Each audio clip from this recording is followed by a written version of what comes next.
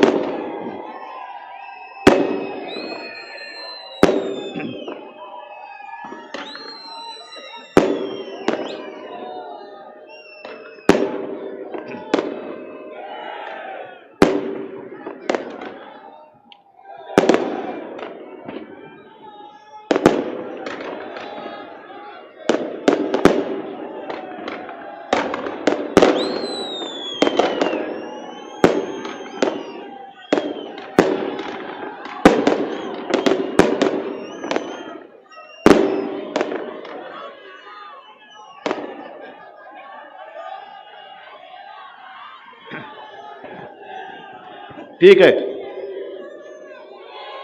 आजची सभा ही अभूतपूर्व आहे आणि विरोधकांना हे मान्य करावंच लागेल. अंबादास, तुम्ही सत्ताधाऱ्यांना जे आव्हान दिलेलं आहे ते आव्हान त्यांना काय पेलेलं असं मला वाटत नाही, कारण त्यांच्याकडे सत्तेची मस्ती आहे, पैशाची मस्ती आहे, पण माझ्याकडे निष्ठेची शक्ती आहे.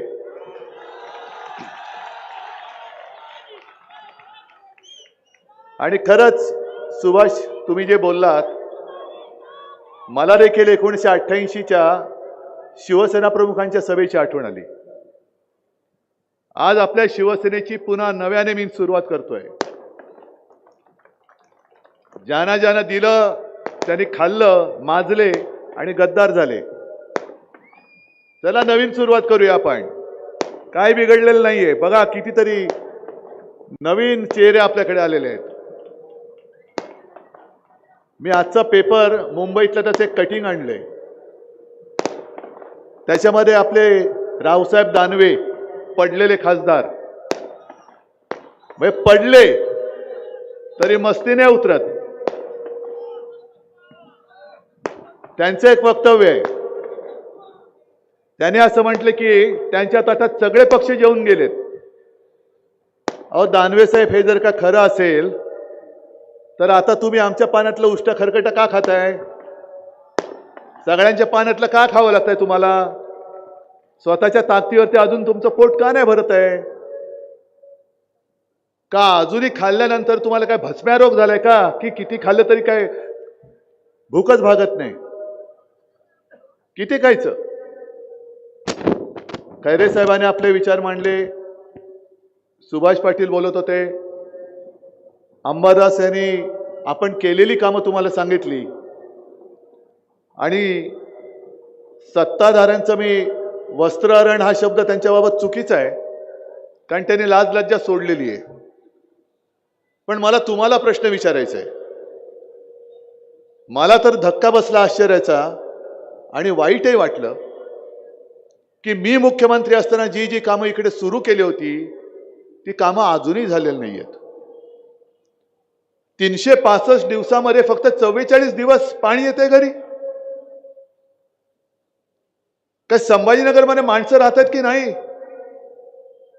आणि जर संभाजीनगरमध्ये माणसं राहत आहेत तर त्या माणसांच्या अंगामध्ये काही चीड, राग, द्वेष, उद्वेग काय आहे की नाही? अरे आपलं सरकार या गद्दारांनी पाडलं नसतं तर आज मी तुम्हाला रोज पाणी देऊन दाखवलं असतं. मी काय केलं होतं, काय नाही, हे माझ्यापेक्षा तुम्हाला जास्त माहिती आहे. पाण्याच्या योजनेसाठी मी नुसते पैसे मंजूर नव्हते केले. जेव्हा मला कळलं की संभाजीनगर महापालिकेकडे पैसे नाही आहेत, मी ती योजना सरकारच्या खात्यात टाकली होती आणि सरकारकडनं तो मी खर्च करून ती तुम्हाला मी योजना पूर्ण करून देणार होतो. भूमिपूजन केलं होतं. मुख्यमंत्री म्हणून मी एक दोनदा ती पाहणी करायला आलो होतो. सगळं काही करत होतो. आणि विशेष म्हणजे मला एका गोष्टीचं शल्य नक्की आहे. ज्या संभाजीनगरवरती शिवसेना प्रमुखांचं अलोट प्रेम, त्या संभाजीनगरमध्ये त्यांच्या शिवसेनेचा लोकसभेत आणि विधानसभेत पराभव झाला, हे शल्य त्यांना सुद्धा लागले, मला सुद्धा लागले. तुम्हाला लागले की नाही मला माहिती नाही. एक नातं आपलं आणि संभाजीनगरचं शिवसेना प्रमुख मानत होते तेच नातं मी मानतोय. आणि त्याच नात्याच्या हक्काने आणि अधिकाराने मी इथे आलोय. मला इथे तुमचं प्रेम दिसतंय. कारण प्रेम नसतं तर हे मैदान आज माझ्याकडे काही नसताना भरलंच नसतं. आणि ही कोणीही पैसे देऊन आणलेली माणसं नाहीयेत. एक सुद्धा माणूस पैसे देऊन आणला असेल तर हात वर करून सांगा, टीव्ही वाल्यानं जा आणि त्याची मुलाखत घ्या. पण एवढी गर्दी जमल्यानंतरही पैशाची मस्ती जर निवडणूक फिरवणार असेल तर मग मात्र अस्तित्व, जेव्हा आम्हाला विचारलं जातं की तुमच्या अस्तित्वाची लढाई आहे का, आमच्या अस्तित्वाची काळजी करू नका, आम्ही आहोत ते असे आहोत. पण आपल्या वाट्याला कसं आयुष्य आलं पाहिजे त्याचं ते निश्चित करणारी ही निवडणूक आहे. अस्तित्वाची लढाई आमच्या नाहीये, ही तुमच्या आयुष्याची लढाई आहे, ज्याच्यासाठी आम्ही लढतो आहोत. म्हणजे मला खरं आश्चर्य वाटलं की येताना मी होर्डिंग बघत होतो. किती निर्लज्ज लोक असतात. संपूर्ण यांचं डबल ट्रिपल इंजिन लागलेलं आहे. इकडे इंजिन तिकडे इंजिन. मध्ये प्रशासकाचा कारभार म्हणजे इंजिन यांचंच होतं. तरी देखील मेवा भाऊ गती विनाशाची, विनाशच चाललंय. विकास कुठे आहे? विनाशाकडे चाललोय आपण. त्याच्यानंतर अजित पवार, वेळ बदलायची. अरे परत पक्ष बदलताय की काय? आणि त्याच्या खाली बाकी गद्दाराचं सोडून द्या, त्यांना काय कळलेलंच नाही कारभार. पण अजित पवारांच्या होर्डिंगवरती एक वाक्य वाचलं, संभाजीनगर आम्ही नशामुक्त करू. अहो तुम्हाला सत्तेची एवढी नशा चढले की आज सरकार तुमचं असताना तुम्ही संभाजीनगर नशामुक्त करू शकत नाही. महापालिका जर काय लोकांनी तुमच्या हातात दिली तर महापालिकेच्या माध्यमातून तुम्ही हे शहर नशामुक्त करा. आणि प्यायला पाणी मिळत नाहीये, दारूचे परवाने पटपट मिळत आहेत. आणि ते सुद्धा कोणाला? दारू तुम्हाला संभाजीनगर कराना, दारू पाजण्यासाठी परवाने द्यायला सरकारला जमतंय, पण पाणी द्यायला नाही जमत. हे सगळे खोटारडी लोक. म्हणजे काय झालंय की शिवसेना आणि भारतीय जनता पक्षाची युती होती, जरूर होती. आणि दानवे, रावसाहेब दानवेंना मला सांगायचंय की आम्ही तुमच्या ताटात जेवलेलो नाही. तुम्हाला शिवसेना प्रमुखांनी 2 घास भरवले नसते तर आज कुपोषणाने तुमचा राजकारणात मृत्यू झाला असता. शिवसेना प्रमुखांनी तुम्हाला जगवलेलं आहे. या संभाजीनगरचं नामकरण अभिमानाने सांगेन की मी केलेलं आहे. शिवसेना प्रमुखांचा तो आदेश होता. आणि त्या मंत्रिमंडळाची ती माझी शेवटची बैठक होती. त्याच्यात औरंगाबादचं संभाजीनगर, होय, यांनी एक चांगलं केलं. छत्रपती लावायलाच पाहिजे होतं, छत्रपती संभाजीनगर केलं. कोणतं श्रेय तुम्ही घेताय? कसलं श्रेय घेताय? आम्ही जर का संभाजीनगर केलं नसतं तर तुमच्यामध्ये म्हणजे भाजपमध्ये हिंमत नव्हती. आणि मग भाजपमध्ये जर का हिंमत असेल तर त्यांनी जसं अहमदाबादचं अहिल्यानगर केलेलं आहे तसं मग त्यांनी अहमदाबादचं कर्णावती करून दाखवावं. जा करा. आज त्यांना मी आव्हान देतोय. अमित शहा त्यांचाच मतदारसंघ आहे ना. आमच्या अंगावर आता हिंदुत्व हिंदुत्व करून मग पहिले तुमच्या मतदारसंघ ज्या अहमदाबादमधून निवडून येतात त्याचं नामांतर करून दाखवतो मी. का नाही करत? मग स्वतःच ठेवायचं झाकून आणि दुसऱ्याच्या घरात आग लावायची. तो जो काय भारतीय जनता पक्ष होता तो आता गेलेला आहे. मी कालच्या माझ्या नाशिकच्या सभेत मी आणि राज एकत्र होतो आणि आज तुम्हाला सांगतो आपल्या विजयाच्या सभेत मी राजला बरोबर घेऊन येईन.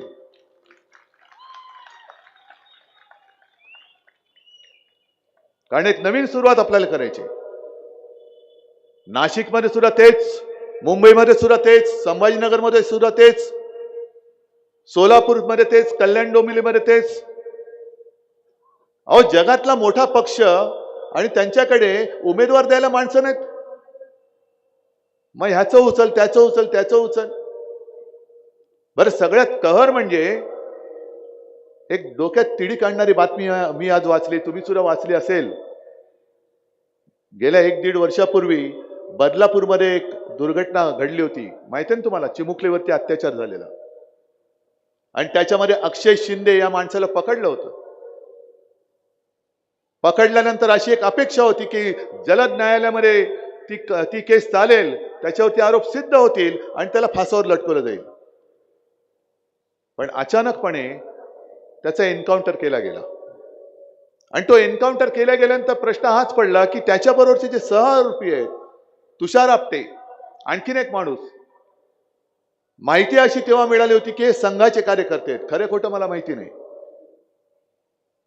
आणि तो अक्षय शिंदे तोंड उघडेल, त्यांनी तोंड उघडू नये म्हणून याला गोळी घातली की काय, असा एक संशय व्यक्त केला गेला होता.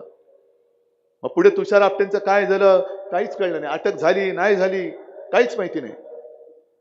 पण आज अचानक अशी बातमी आली की बदलापूरमध्ये भाजपने तिकडे चांगले नगरसेवक निवडून आले, म्हणजे तिकडे मिंदेचा सफाया केला आणि तुषार आपटे या विकृताला स्वीकृत नगरसेवक केला. हे यांचं हिंदुत्व. आम्हाला हिंदुत्व शिकवत आहे. मुलीवरती अत्याचार करणारा सहआरोपी तो केवळ तुमचं त्यांनी नगरसेवक निवडून आणण्यात मदत केली हे वरती तोंड करून सांगतायत की त्यांनी आमचे नगरसेवक निवडून आणायला मदत केली म्हणून आम्ही त्याला स्वीकृत सदस्य केलं. विकृत माणसाला तुम्ही स्वीकृत करता म्हणजे तुम्हाला विकृती चालते, हे तुमचं हिंदुत्व आहे. मी मुख्यमंत्री असताना आणखीन एक दुर्घटना घडली होती पालघरमध्ये, आठवतं ना तुम्हाला? 2 साधूंची हत्या झाली होती. दुर्दैवी घटना होती. ताबडतोब पोलीस कारवाई करून जवळपास 100-125 लोकांना आपण अटक केली होती. कोणालाही सोडला नव्हता. पण जणू काय त्याच्यामध्ये उद्धव ठाकरेंनी काय केलं, उद्धव ठाकरेंनी हिंदुत्व सोडलं अशी जी बोंब मारली होती याच मेवा भाऊनी.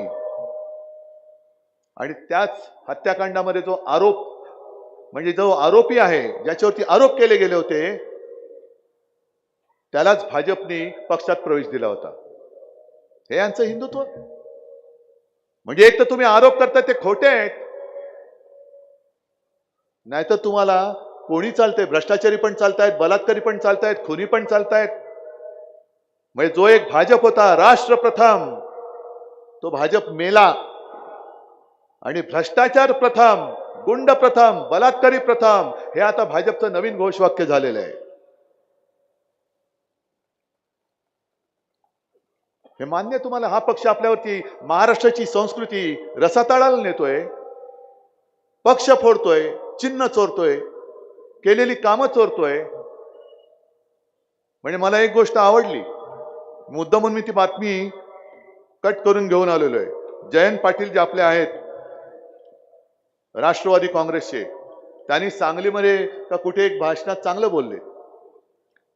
कारण झालंय की आता भाजपचे जे काही निष्ठावंत म्हणून शिल्लक राहिलेत त्यांची अवस्था फार वाईट आहे. भाजपमध्ये फार वाईट आहे. म्हणजे जे सगळे माखलेले लोक आहेत कशा कशाने त्यांना भाजपात घेतलं जातंय, त्यांना आंघोळ घालायचं काम निष्ठावंतांना करावं लागतंय. सगळं त्यांचं धुवून पुसून साफ करायचं आणि डोक्यावर घेऊन मिरवायचं, हे निष्ठावंतांचं काम राहिले. म्हणजे निष्ठावंतांच्या खांद्यावर उपऱ्यांचे ओझे. तो पिंजरा पिक्चर होता ना, त्याच्यात कोणाच्या खांद्यावर कोणाचे ओझे. आणि त्यातलाच एक डायलॉग काल जयंत पाटलांनी मारलाय की भाजप म्हणजे कसा होता, नीतिमत्ता, साधन, सुचिता. 2014 साली यांच्या मोठमोठ्या जाहिराती होत्या, कुठे नेऊन ठेवलाय महाराष्ट्र माझा. आहे ना, आठवतंय का? आता त्यांनाच विचारा कुठे नेऊन ठेवलाय महाराष्ट्र माझा. कारण आम्ही तुमच्या सोबत होतो हिंदुत्वासाठी, पण आजचं तुमचं हे थोतांड आहे हे आम्हाला मान्य नाहीये. आणि तुम्ही तुमचं जे एक वेगळेपण होतं ते वेगळेपण तुम्ही गमावलंय. आणि म्हणून जयंत पाटील काल जे बोलले की ये बंद करने आए थे तवायफों के कोठे मगर सिक्कों की खनक सुनकर खुद ही मुजरा कर बैठे. म्हणजे कोठे बंद करायला आलेले पण नाण्यांचा खणखणाट ऐकला आणि स्वतःच मुजरा करायला लागले. जाऊ तिथे खाऊ. आणि आंबारस तुम्ही आज जे भाषण केले तुम्ही जे भाषण केले ते भाषण केल्यानंतर जरा मेवा भाऊकडे कोणाला तरी पाठवा 1000 रुपये आणायला, 2000 रुपये आणायला. कारण त्यांनी मला आव्हान दिले की उद्धव ठाकरेंनी विकासावर बोलून दाखवावं. मग आंबारस जे काय बोलले ते विकासाचं नाही बोलले तर कसलं बोलले. आणि या ज्या काही गोष्टी त्यांनी सांगितल्या त्याच्यामध्ये पाण्याचं तर संपूर्ण वाट त्यांनी लावले. जी पाणी योजना आम्ही आणली होती ही विकासाची होती की नव्हती.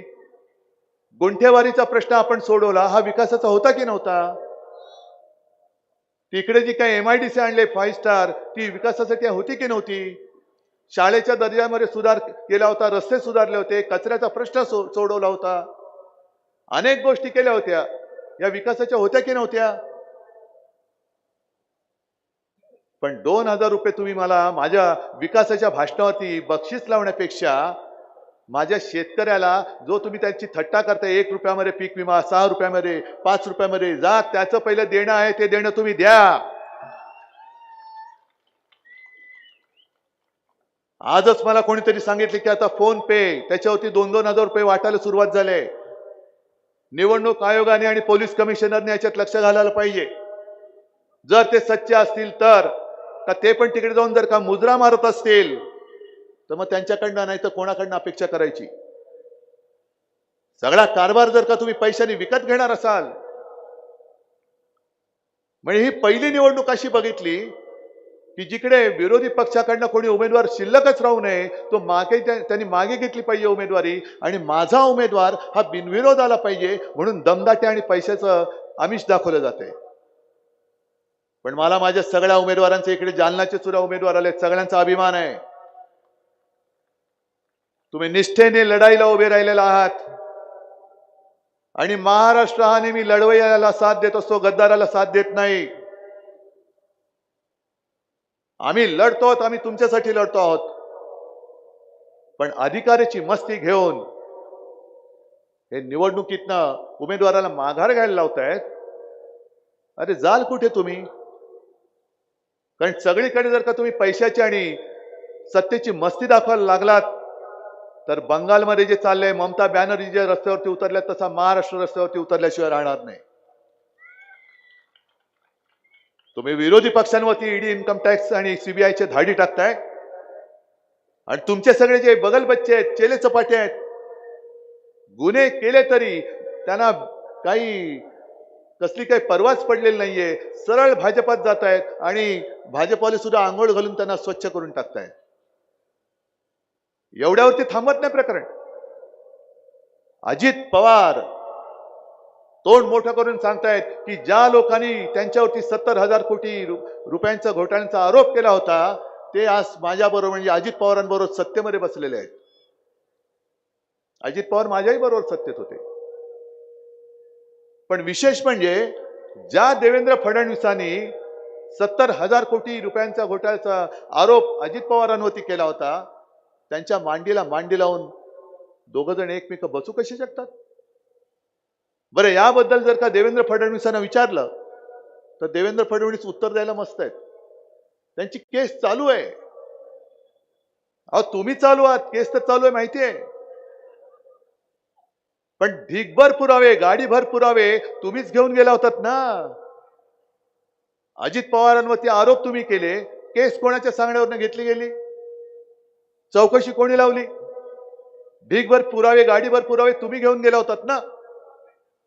मग जर ढीगभर पुरावे तुम्ही घेऊन गेला होतात आणि आज तुम्ही त्यांना उपमुख्यमंत्री केले, तर आता ते पुरावे काय जाळावे? काय करायचं पुराव्याचं? मग दोन पैकी एक गोष्ट देवेंद्र फडणवीसांनी केली पाहिजे. एक तर पुरावे तुम्ही दिलेत, त्या पुराव्यामध्ये तथ्य आणि सत्य असेल तर केसचा निकाल लागेपर्यंत अजित पवारांना मंत्रिपदावरनं काढलं पाहिजे. आणि जर का पुरावे खोटे असतील तर जाहीर अजित पवारांची त्यांनी माफी मागितली पाहिजे. दोन पैकी एक काहीतरी करा. दुतोंडी गांडुळासारखं वळवळ करू नका सत्तेसाठी. वाटेल ते बोलायचं, वाटेल ते करायचं. जी कामं, म्हणजे माझा पक्ष तर चोरण्याचा प्रयत्न केलाच. अरे पक्ष चोराल, चिन्ह चोराल, माझी माणसं कशी चोराल?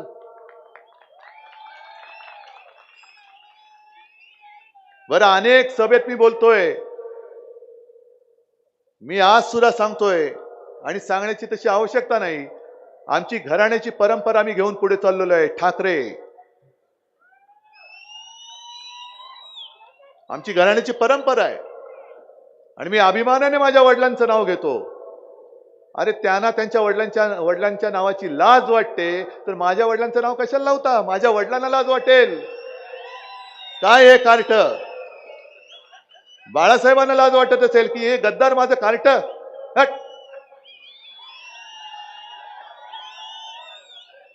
पण पक्ष चोरायचा, चिन्ह चोरायचं, वडील चोरायचे, कामं पण चोरायची. म्हणजे मुंबईमध्ये जर का तुम्ही येऊन बघाल तर आपण होर्डिंग लावलेली आहेत. जशी ही यांनी होर्डिंग लावलेत तशी आपण होर्डिंग लावलेत आणि त्या होर्डिंगवरती आपण केलेली कामं लावलेली आहेत. हल्लीच्या दिवसात मुंबईत किती लोक येऊन गेले तुमच्यापैकी? आलेत कोणी? आलेत का? नसाल तर मुद्दामून या. मुंबई तुमची आहे, हक्काची आहे, मराठी माणसाची मुंबई आहे. हक्काने या. त्या मुंबईमध्ये जो सागरी महामार्ग केलाय तो आपल्या शिवसेनेने केलेला आहे. शाळांची सुधारणा जशी इकडे केली तशी मुंबईत पण केलेली आहे. पण जी कामं आपण केली, हे मेवा भाऊ सांगतात ही कामं आम्ही केली, आमच्या कामाचं श्रेय शिवसेना घेते. म्हटलं नाही हो, आम्ही छोटी छोटी कामं केली. आम्ही कुठे म्हणतोय कैलास पर्वत आम्ही केला? कैलास पर्वत मोदीजींनी केला. आता इकडे संभाजीनगरमध्ये वर्षाला 44 दिवस पाणी येतं, पण मोदीजींनी स्वर्गातून गंगा आणली, त्याचं श्रेय आम्ही नाही घेतलं. घेतलं कधी? मी बोललोय?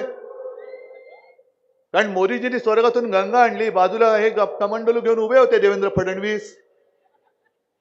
मग त्या कमंडलूतलं पाणी थोडं इकडे का नाही शिंपडलं?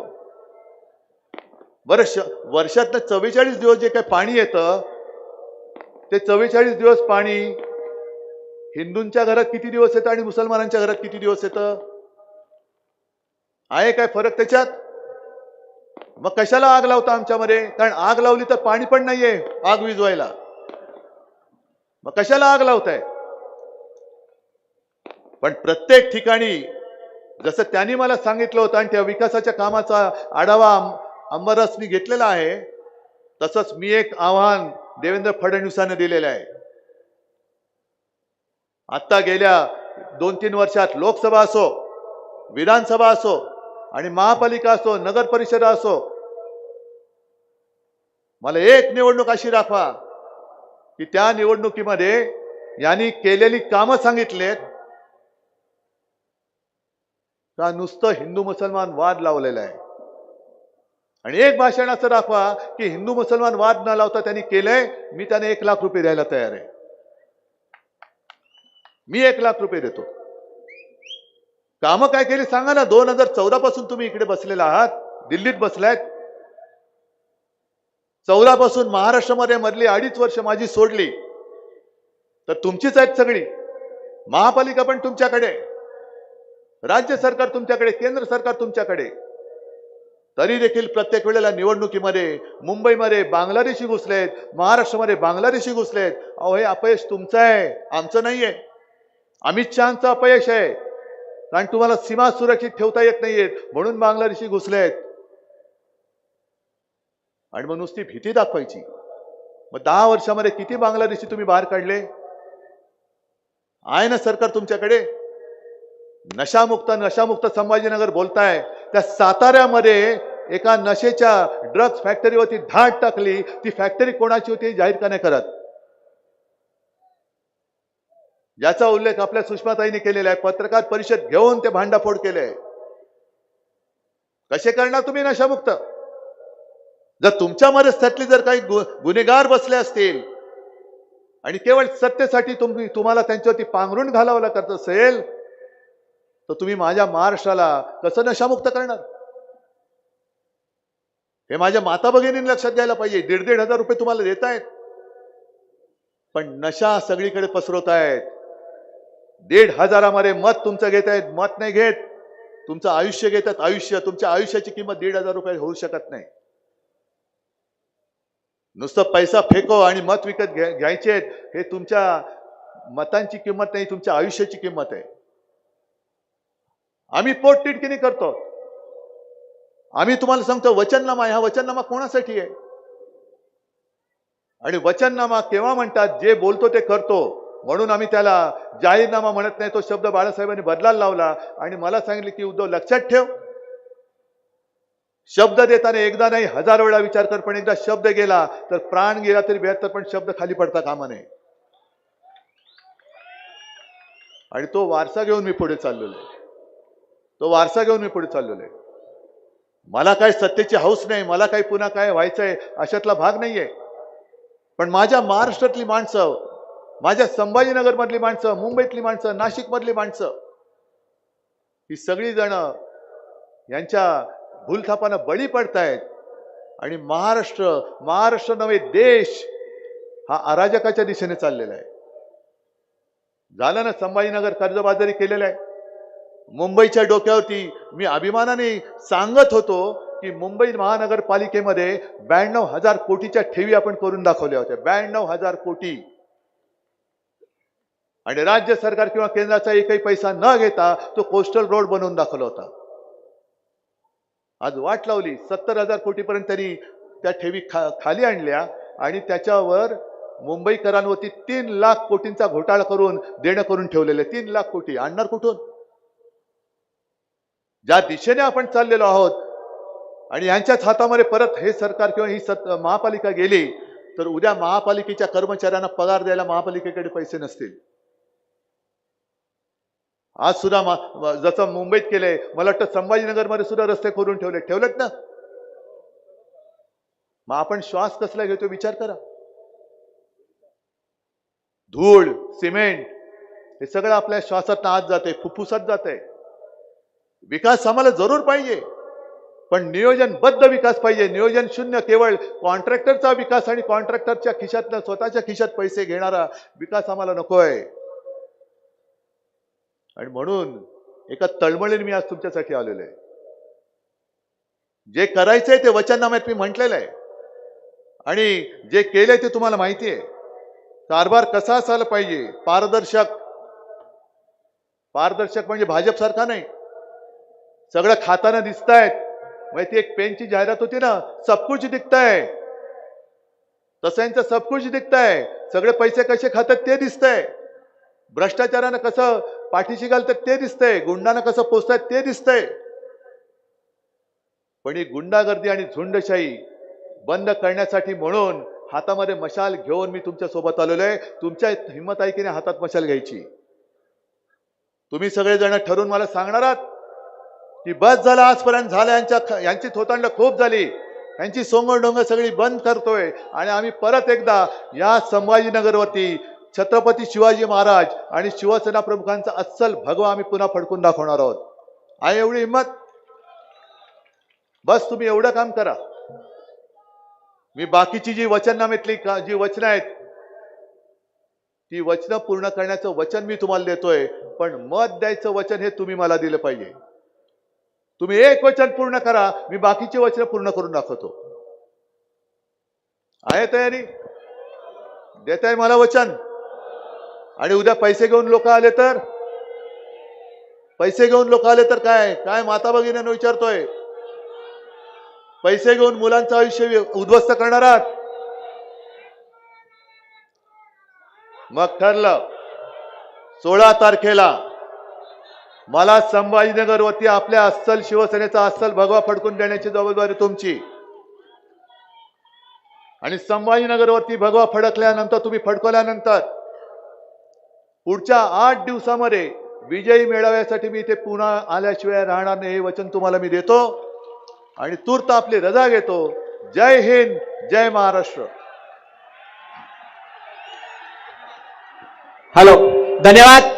मी सर्वांना विनंती करतो की 2 मिनिटं थांबावं. या ठिकाणी सर्व संभाजीनगरचे 100 उमेदवार व जालन्याचे 12 उमेदवार यांना विनंती करतो की आपण उभं राहावं.